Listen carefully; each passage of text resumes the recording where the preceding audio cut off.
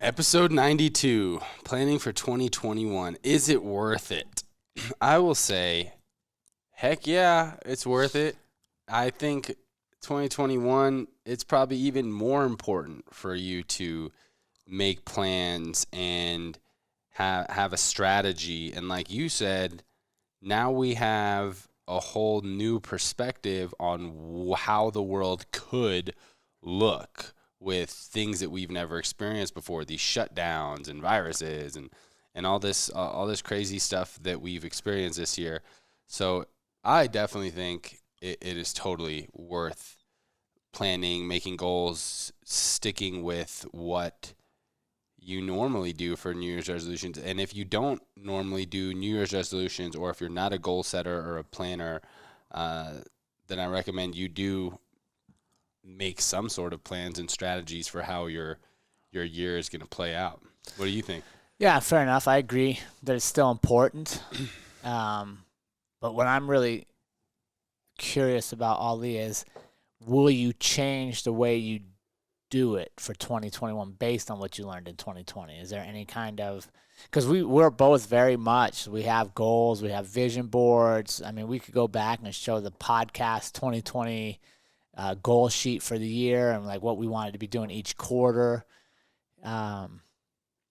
Will you keep that same mindset for 2021, or do you shift a little bit based on what you learned? What's your approach? For me, nothing. I'm not really shifting anything because of COVID or things that 2020 played out. I'm shifting more because of new wisdom that I've just gained in my life journey. So, for example, this year I'm not focused so much on specific measurable metrics like X amount of revenue this year for my business, or I want to win 3 MMA fights or anything like that, right? So my goals now more look like, or my bigger goals of like, hey, this year I'm really focused on being the best martial artist that I can be. And under that, there will be a lot of sub goals that I'll maybe break out per quarter, week by week. Same thing. I want to be the best business owner of a lifestyle brand that I can be, right? And broken out through that per quarter, per week. So I use a spreadsheet. Maybe we can link it to this episode that I got from the Compound Effect. I may have talked about this before in a previous episode, but each week I have an accountability group that I get on a Sunday call with, and I have goals every week. Like, for example, one of my big spirituality goals this week is to meditate every day for 20 minutes. I'm usually around that 10-minute range, but I'm putting it up there, you know. Another fitness goal that I have every day is a splits challenge. That's part of being the best martial artist I can be, you know, increasing that flexibility, doing the splits. So I'm always going to have goals and strategies to achieve my goals week by week, month by month. But for me, it's more changing because of my life wisdom of not being so set in stone of like, oh, I need to make $1 million, or But why has that changed? Because even up till last year, you were very focused on the financial. Mm-hmm. Like, if we walk into your office and look at a lot of your stuff on your board, it was financial goals. This much in quarter one. So what specifically have you learned or experienced that's caused that shift? Because I think a lot of people will still set goals based on things, financial achievement. I want to be able to go on this vacation. I want to be able to buy this car, this house, you know, put my kid in this college, whatever that is. What did you learn that's caused you to shift more to now, I would say, more experiential based goals versus the thing based goals?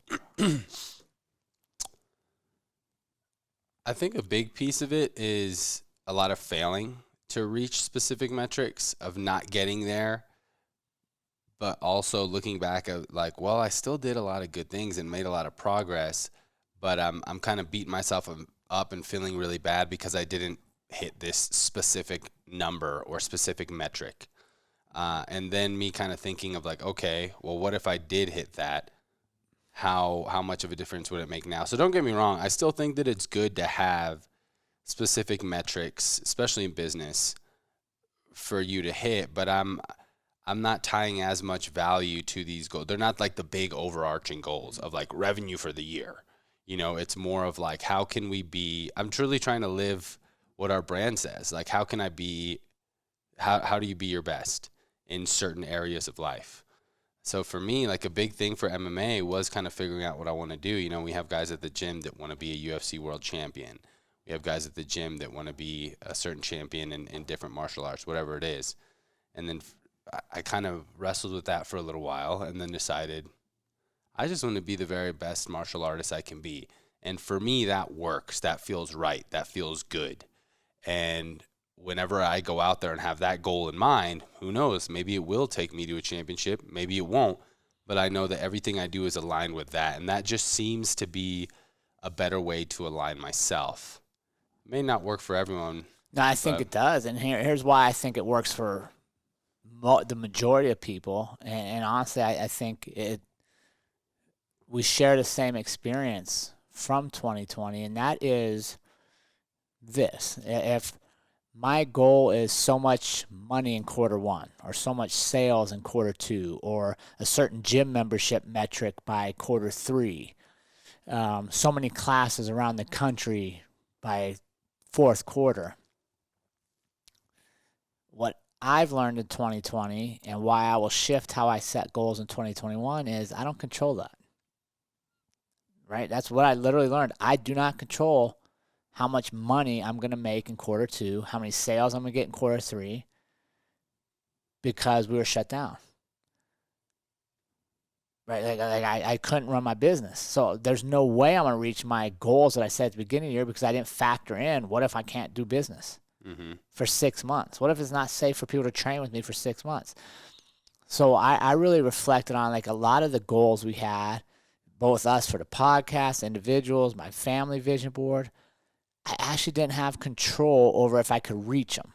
I control my effort to try, but there were so many other variables that could factor in that would derail me. And you're right, at the end of the year, I'm like, oh, I didn't reach it. But I didn't reach it because I wasn't skilled. I didn't reach it because I didn't try. I didn't have passion. I didn't work hard.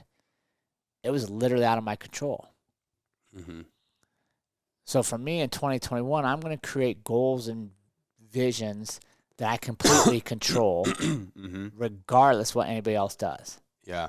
You know, and I think that's kind of what I learned from 2020 is, one, we're very fragile.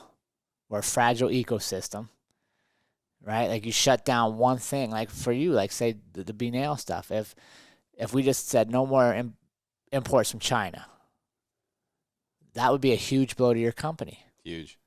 It would take you months to find new suppliers, negotiate cost. You know what I mean? So that would throw off all your metrics. And it's not because you weren't skilled. It's not because you didn't have the know-how. It's because literally there was a variable that you couldn't have planned for that came into play. Yeah. So for me in 2021, I want to minimize the variables I don't control and my dependency upon them. Love it. Yeah, and I think any goals that you set can be adaptable, right, and not too specific. Even if we look at fitness, right, I want to lose 20 pounds this year, or I want to gain 5 pounds of muscle, right? Instead, you could look at something of like, I want to be the healthiest that I've ever been this year, and you can adapt that goal, right? What if they close down all gyms and you can't hit weights? Well, guess what? You're probably not gonna build that 10 pounds of muscle that year, but you can run, you can work on your flexibility, you know. So setting goals that are adaptable, you know, to be the best business we can be, the best lifestyle brand that we can be. Let's say they shut down imports in China. All right, we're probably not going to hit that revenue goal because guess what? Our costs are about to triple now that we have to do everything inside the U.S. But maybe we have some incredible events to get national coverage about this brand that is doing amazing things, and so on and so forth. So that's what I'm kind of looking at is like making your goals a little bit more flexible to where if some shit goes down, you can adapt and still be meeting that goal. Because every year since I've had my business, it's always been a rigid, and it's mainly been that annual revenue goal as like that big target, that big leader. But sometimes things happen where you can't hit that, and it's not worth feeling like you didn't achieve, like you failed, when it really just comes down to the art of goal setting.